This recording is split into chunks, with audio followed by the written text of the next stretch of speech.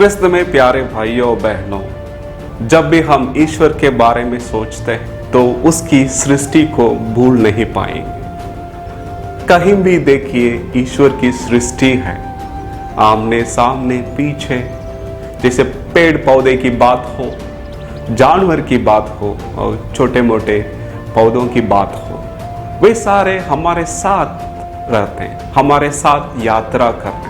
लेकिन आज ऐसी एक बात हो गई है, इससे जो संबंध है, इससे हमारा जो दायित्व है वो टूट गया है। ये जो संबंध है उसे पुनर्निर्माण करने के लिए जो प्रयास रहना चाहिए वो नहीं है।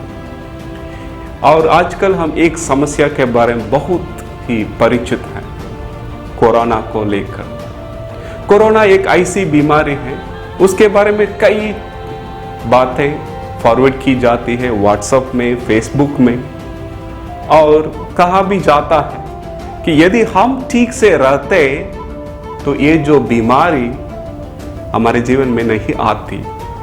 अफसोस की बात है, लेकिन ज़्यादा देर नहीं हुआ है। इससे हमें कुछ तो सुलझाना चाहिए। इससे जो सही बात है, सही चीज़ है, वो होना चाहिए। संत पौलुस बाइबल में ठीक कहते हैं, शरीर और शरीर के अंग के बीच जो संबंध होना चाहिए उसके बारे में आप लोगों ने भी कई बार सुना होगा।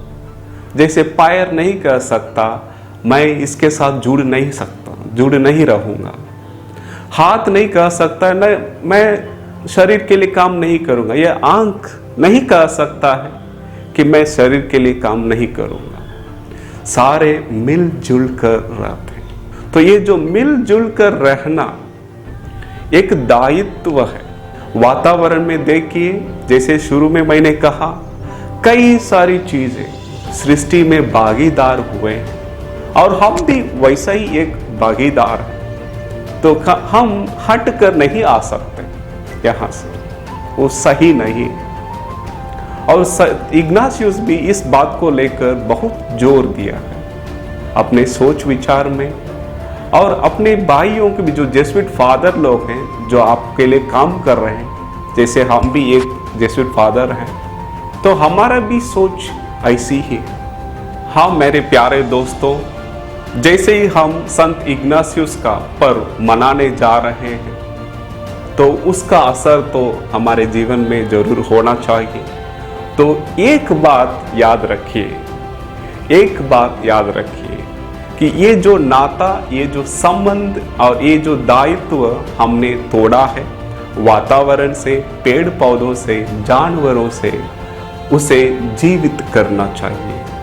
उसे दोबारा हमें अपना जीवन में लागू करना चाहिए। छोटे मोटे बातों पर, जहाँ पर भी हो, जैसे काम के जगह हो, रहने की जगह हो, हमें यह जो भावना है उसे अपनाना चाहिए। ये जो चारों ओर हमारे साथ हैं वे सारे ईश्वर की सृष्टि है और उसके साथ हमारा संबंध ठीक होना है और उसे बनाए रखना और बचाए रखना हमारी अपनी दायित्व है।